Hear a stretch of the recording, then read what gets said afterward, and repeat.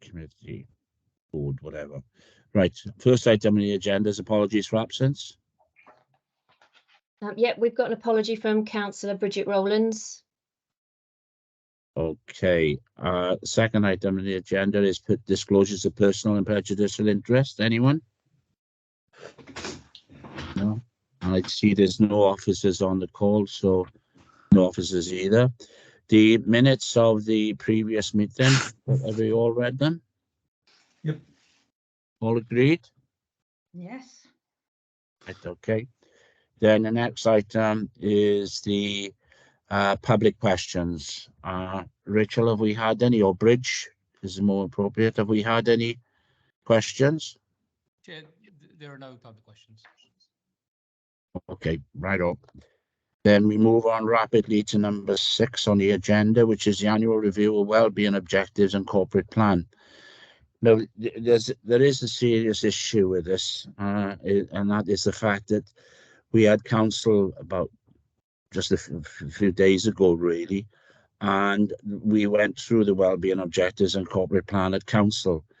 My feeling is that, you know, we're just regurgitating what went on in council, and the only aspect I think as a performance the scrutiny board that we need to reflect on is the fact that the numbers of people that actually took part in the survey. So what I'm going to suggest is, and I know that Councillor Andrew Lewis, the deputy leader, is on the call, but I'm going to suggest that we just accept the fact that this is the annual report, and that in next year when we look at it before it goes to council if possible, because I see that, you know, scrutinising it after the event doesn't seem to be a worthwhile employment of our time. I'm not sure if anybody else has any, if there's anybody that wants to, you know, ask any questions on it, by all means, but I feel that we had that opportunity at council, and this scrutiny board should be looking at it prior to that. Is there any comments? Yeah, Jeff, it is. Jeff. I must admit, yeah, you know, I noticed perhaps on this, I know it's a draft and so on at the end of the day. It doesn't seem to show the figures that they were shown actually in council. You know, I think everybody was disappointed with the response. It's not an easy document to read, and I must admit, you know, for the people who did reply, you know, I take my hat off to them. But, you know, with such a small number, you could get an extremely skewed response. You know, you could say it's terrible and it's not, or you could say it's marvelous and it is, all sort of stuff. Yeah. Is there any way we can condense, you know, make it easier, like a snapshot of the report, you know, for future reference? You know, perhaps people really would not be daunted, you know, by trying to read this report. You know, I'm talking about residents or whoever actually completed the survey at the end of the day. You know, just a thought, really. It's a bit frightening when, you know, if they stuck it in front of somebody that doesn't know anything about the council, they think, oh my God, what's it all about? We've got 3 people to Rebecca, you're first, then Andrea, then Peter Black. Yeah, thanks, Chair. Just on this point about how many people responded to the survey, I mean, if we're doing involvement and co-production well, we won't rely on a single survey for a specific strategy. And I think we did receive assurance in council that is what happened, that a number of different elements of the way we listen to the public had been taken into account. So I kind of don't want to rehash this business of did enough people respond to one particular survey, because I don't think it's reflective really of the whole approach that's been taken. Okay, Andrea? Yeah, I mean, I'd support Rebecca's comments there. You know, we had, as I said at council, you know, we went out to many groups, and their involvement has been taken into account in the plan. I appreciate, you know, Councillor Jeff Jones's comments that it's not an easy read plan, but with all the detail that needs to go into it, it's very difficult to condense that information into a small document. However, I know Richard Rowlands is on the call. With our wellbeing plan from the Public Service Board, we have put a plan on a page and an easy read version, a summary. So I'm sure Richard could comment on that. But as far as the totality of the plan is concerned, it has to be, it's a high level plan, it's a strategic plan, it needs to have that level of detail in it. Appreciate that might not be very user friendly from the public's point of view, but I'm sure Richard could come in about an easy read version or a summary version. Okay. Peter, do you want to take your point first and then I'll go on to Richard? Yeah, thanks, Chair. I was just looking at the plan itself rather than the consultation. And in particular, there's a number of sections headed how we will measure progress.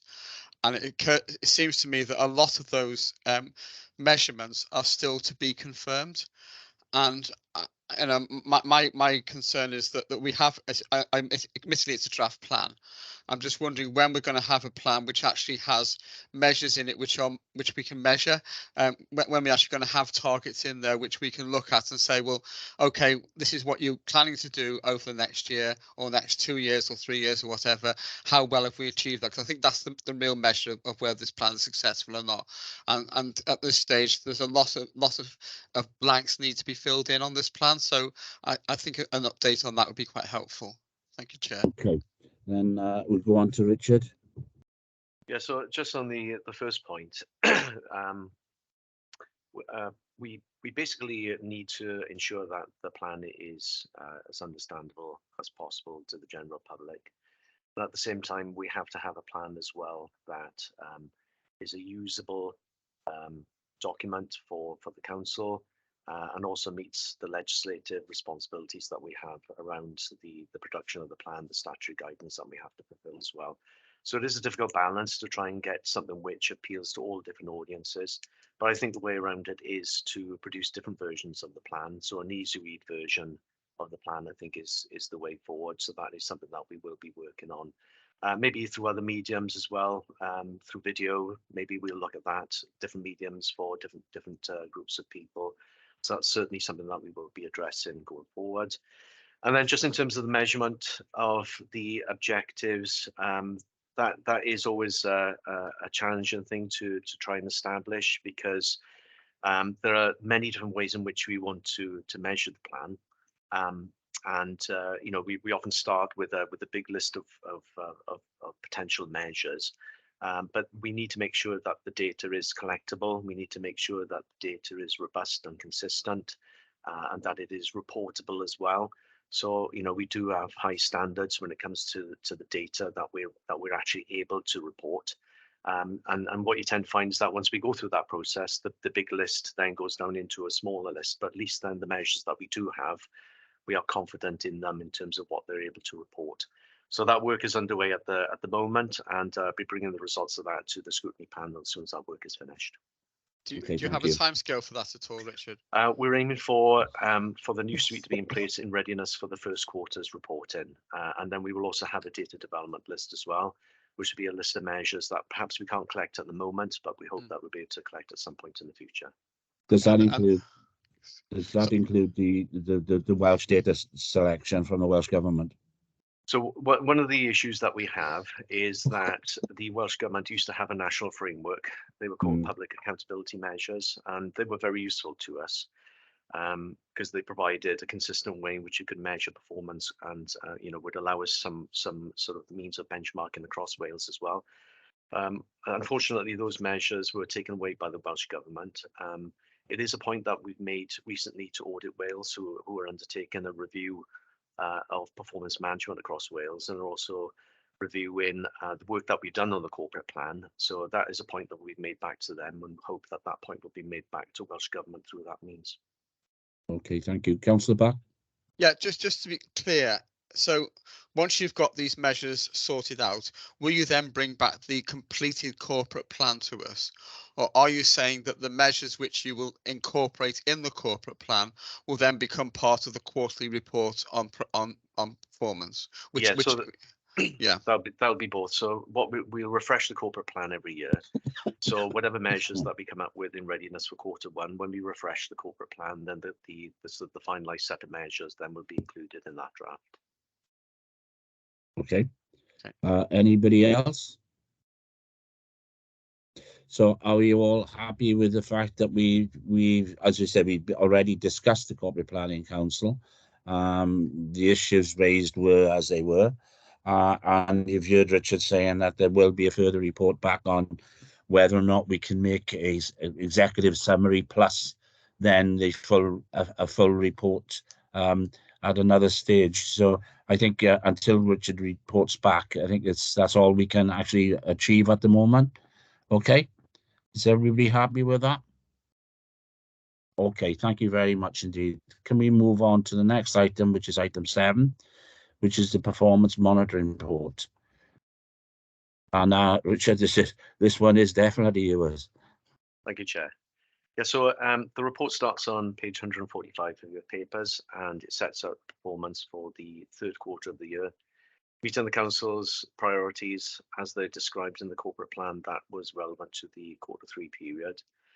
In paragraphs 2.1 and 2.2 on page 146, we explained that once targets for performance were not set during 2021-2022 because of the uncertainty caused by the pandemic at that time, we have set annual targets for this financial year, and in the meantime, performance continues to be appropriately compared to the same periods in the previous financial year.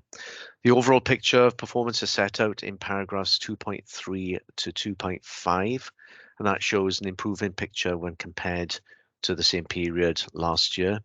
And out of the 27 comparable KPIs at Q3, we have 19 showing improving or maintaining trends. We have one which showed a decline, but that was within 5% of the previous result. And we have 7 which showed a drop in performance, and the reasons for that are included within the report. We have 6 new indicators at Q3, mainly the result of a new National Social Services Performance Framework, which was introduced by the Welsh Government. There's no previous data for those particular indicators, so 2022-2023 is a baseline year for those measures. Paragraph 3 on page 148, there's an update on the policy commitments that have been completed as at Q3, and then the detail around that can be found in paragraph 3.3. And then finally in paragraph 4.1 on page 149, we go back to this issue around the KPIs, which, as I mentioned previously, are being reviewed in line with the development of the corporate plan, and any changes around that will be brought back to the committee in line with Q1 reporting around performance then. We have the detailed performance data attached at Appendix A, which starts on page 151, and I'm happy to try and answer any questions that you may have around that. Thank you, Chair. Okay, thank you very much, Richard. Any questions from members? No? Richard, there is one question which I think needs to be asked, and I know that. Oh, sorry, Rebecca, you've got your hand up. Sorry. I'm happy for you to continue, Chair, and I'll come in after. Look on, you go first. Oh, I was just going to ask my question that I feel like I've asked you, Richard, every single time you've brought this report since I've been on this committee, which is about the indicators and the climate emergency and nature recovery, and just wanting to get a fixed kind of timescale for when we'll receive those. Is that in keeping with what you just mentioned? So for Q1. That's right. That's right. And I will say at this point that is one of the more challenging areas that we're looking at the present point in time in relation to the development of those indicators. But as soon as I have more information on that, I will bring it back to the panel. Okay, thank you. Okay, anyone else? No? Richard, I've gone to Appendix A, and the problem is going through the various sections of it. I'll start from the beginning. The safeguarding, obviously, is incredibly important, but I noticed that we've done comparatively well in safeguarding. We have no real issues. The only problem I have is that in the Q3 result in 21-22 was declining, but I'm assuming that was partly due to the COVID issues. and then the number of children and young people reported by early help hubs, that was declining as well in 22-23 Q3. I don't quite understand the recent changes in the way information is recorded. What do they mean by that? Do you know, or can you find out for us? I don't know the specifics around that, Chair. I think that's something that you'd have to find out from the department. Okay, Councillor Black. Yeah, thanks, Chair. I'm just looking at the tackling poverty indicators. Basically, the speed of processing housing benefit and council tax reduction is suffering.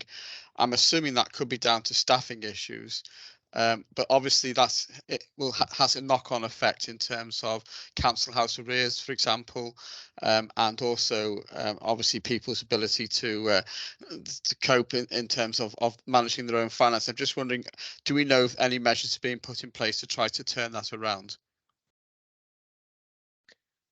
I understand that that there are measures in place. I think that one of the key things that they're doing at the moment is training replacement staff, Right. but it will take time for for their sort of productivity to come up to the same level of the staff who have left the section. But I know work underway.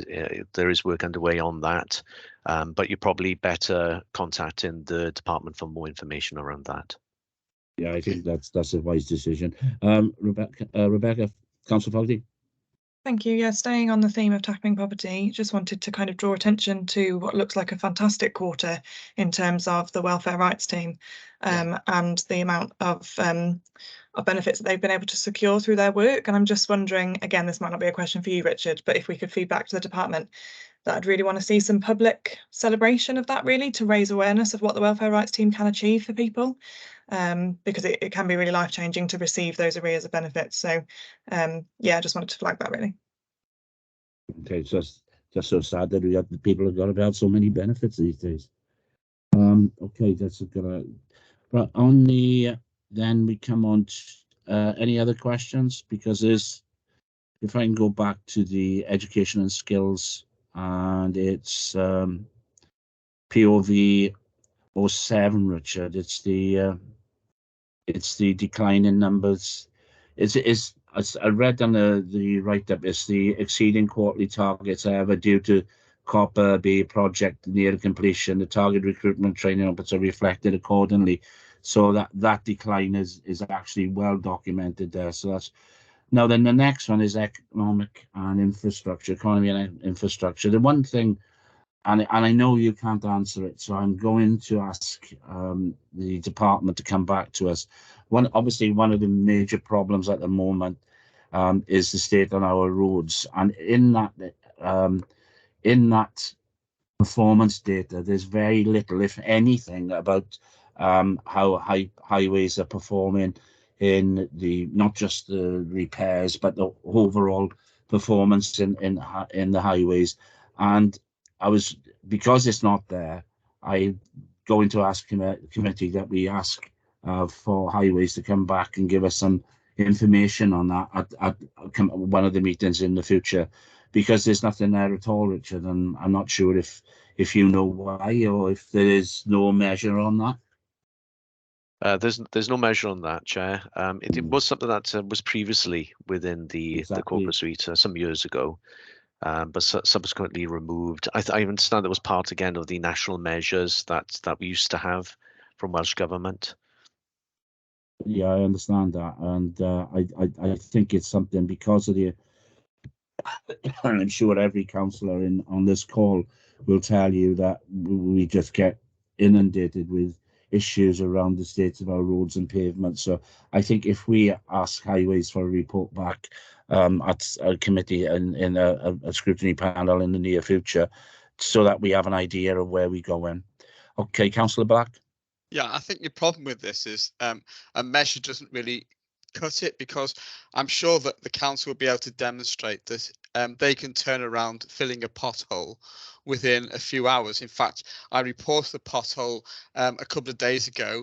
An hour later, that pothole was filled, and that's fine. The problem is the quality of the fill, which you know, because a few days later, after heavy rain, most of that has been washed away because we're not sealing the potholes properly. So there is an issue here, not just about the speed of turnaround, which can be measured, but also whether or not the work they're doing is actually sufficient. And I think this has been raised to me on a number of occasions where potholes have been filled and then they come up again a few weeks later.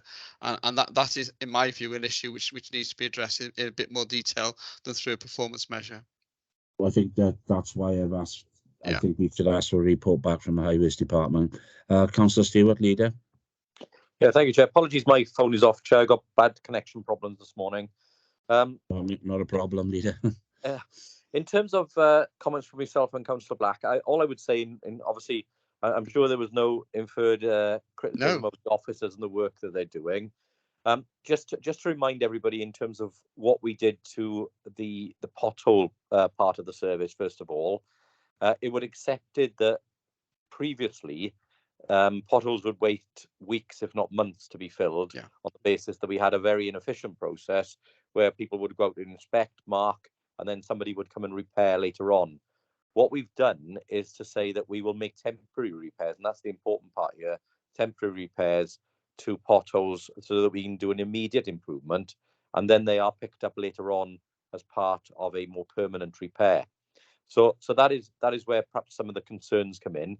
However, I can report that Councillor Andrew Stevens has been working with the officers to look at whether or not we can modify the pothole pledge that we have on the basis that we allow officers more time to do a slightly more substantial repair, which maybe strikes a better balance for certain areas. But again, it depends on the type of surface defect we've got, the type of pothole you're dealing with, what the weather conditions are, etc., etc., etc. So it's not an exact science on that.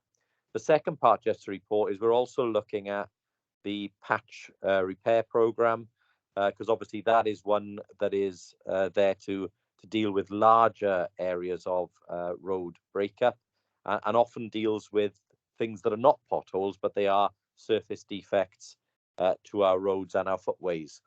And then finally, just to recap, I mean, obviously, Scrutiny would have had the opportunity to pull in the Cabinet report just before Christmas, which announced an additional £5 million of funding for roads repairs. I did announce at Council last time that we would increase that by a further £500,000 by bringing forward some of the programme funding for 24-25 into this year. And again, we're looking at whether or not we can forward load a bit more of that programme in order to do more works more quickly. And then just finally, just to remind everyone that we've had absolutely no additional money from UK government or Welsh government for any roads repairs this year. And that is something we continue to lobby both governments for, because again, capital investment in our roads, given that everybody pays road tax, or most everybody pays road tax, that money needs to make its way down to the local authorities that have the responsibility for maintaining the roads. So it is something we are lobbying both governments hard on, just to leave that with the committee. Councillor Black, do you want to come back? Yeah, can I just clarify? There was no criticism whatsoever implied of the council workmen. In fact, I was praising them for actually coming along so quickly and filling the hole. But obviously, they're working within the parameters which have been set down for them through the cabinet and the policy issue. And my concern, which the leader has just partly addressed, actually, is in terms of how quickly they're having to turn these around. And as a result, sometimes because they're having to do it so quickly and the repairs are so temporary that they do tend to come up again. And the other issue, of course, is that the patch program is absolutely brilliant and does some very good work. I think I know they came into our ward a few months ago, and a lot of the roads are much better as a result of that. But the issue, of course, is that a lot of the potholes are filled.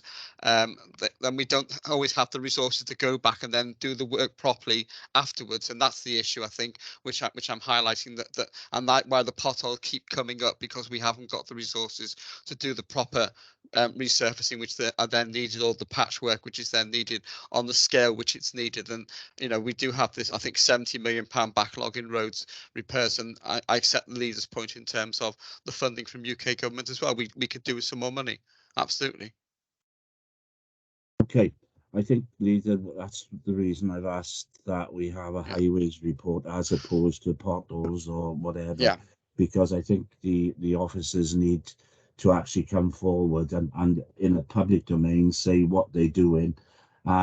It's all well and good for us as politicians to say they're doing X, they're doing Y, but I think it is important that the people that actually do the work get an opportunity to say what they're doing. And I think Councillor Black, and I know that others, and I know Councillor Matthew Jones said I think it was a couple of weeks ago, saying how quickly the patches are repaired and the potholes repaired. I don't think there's any issues around that. I think it's more to do with what we're actually doing and how the roads have deteriorated so badly. Is it a question that they haven't had the finance to do the jobs or the resurfacing of the roads in the last 20 or 30 years? So I think it's a question that's the type of thing I want to ask the highways to come back and report on, because I think what we are doing, the immediate things that we are doing and the staff and the works that are being done is excellent, but it's the long-term future that we got to look at. Councillor Matthew Jones. Thank you, Chair. I think you pick up some good points there in regards to where we were 20, 30 years ago. I think we had a fraction of the vehicles on the road 20, 30 years ago that obviously caused a lot of the problems that we're seeing today. And as the leader said, you know, there's never enough money to go around, and it's not unique to our local authority by any means, is it? The state of the roads. And I think it's well accepted that, you know, that some of the roads aren't in a good state. But I have a very good relationship with our local highways inspector that covers the ward. He's very proactive, in fairness to him, and he rings me quite a lot. And I'm slightly alarmed when he informs me that the criteria for potholes is being reviewed and maybe getting more lax. Then, you know, with that, what is deemed as a pothole and what isn't deemed as a pothole. So I think that's maybe something we could look at as well, Chair. You know, what when you pull in this report or highways in, is the criteria to which we work to is you know, what is a pothole, what isn't a pothole, and it's obviously then managing expectations of residents as well then, because it's no good trying to fill something that isn't going to be filled then, and it's just going to come out within a couple of days, as Councillor Black said. It's slightly false economy there. So we maybe need to look at how we work as well with potholes, as the leader said. I think you've got a very valid point, Councillor Johnson. I think the other issue, the one that I think a lot of people forget, is the weights of the lorries have gone up considerably in the last 20 or 30 years, and the consequences of that, because we had, you know, much heavier vehicles on the road, has seen a marked deterioration on the roads. Councillor Rebecca Faulty. Thank you, Chair. Yeah, I appreciate everything that's been said before. I just, I suppose, want to urge a bit of caution in terms of what we're pulling highways in to this meeting to do, because they seem to get pulled into quite a lot of meetings. They produce quite substantive and very useful reports, but that in itself detracts capacity for them to be able to do the work that we want them to do. So I just, you know, that we know there's a lot on for highways at the moment with 20 miles an hour, with everything else. So yeah, if we could be a bit more kind of focused in what we're asking them to come and report on, I think I would value that myself. Well, I think I'm not sure how many reports they've actually done, but there's none come here.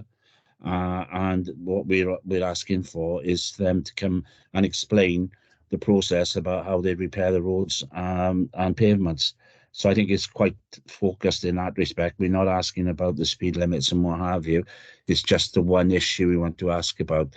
And you heard Councillor Matthew Jones saying the criteria may alter. So I think it's a question of that's the type of thing we want to ask about, is that's because that's a public concern. As to the 20 mile an hour, that's being dealt with in another place, and you know, and so I think it's fair to ask that question. But I understand what you're saying and about the number of people there and what we're doing. But at the end of the day, we've got to ask the question about the performance data that's put in front of us, and the fact that this item is missing from the performance data, which was there some years ago. Yeah, Chair, I think how you've summarised it there sounded much more focused to the discussion had started to get quite wide ranging, and it was Well, I'm flagging sorry. alarm bells for me. So that sounds fine. Okay. Matthew, you had your hand still up, or is it? Right. Okay. Are there any other issues on the report, on the performance monitoring report? No? I can't see any further hands. If that's the case, thank you all very much. Then next item on the agenda are the letters. Does anybody any comments on them? No? Okay. Then the final item on the agenda is the work programme. And as you can see, the work programme is coming to an end. We've got one meeting on the 9th of May. We've already, as I said, we're in the process of deciding what we can do on that, because obviously there's a lot of stuff coming towards the end with the Q4 reports as well. So we're not sure what we'll have there then. So what we'll do is we'll send out a reminder of what's available or what will be in that meeting on the 9th of May. Okay. Thank you all for attending. And this is one of the quickest we've had for a long, long time. Okay. Thank you all very much, and look forward to seeing you next week. All the best. Bye. Rebecca, Rachel, can you stay on?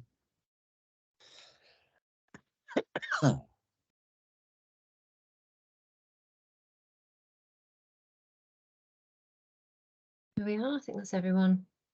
That Let me was stop the recording. That was pretty quick, wasn't it?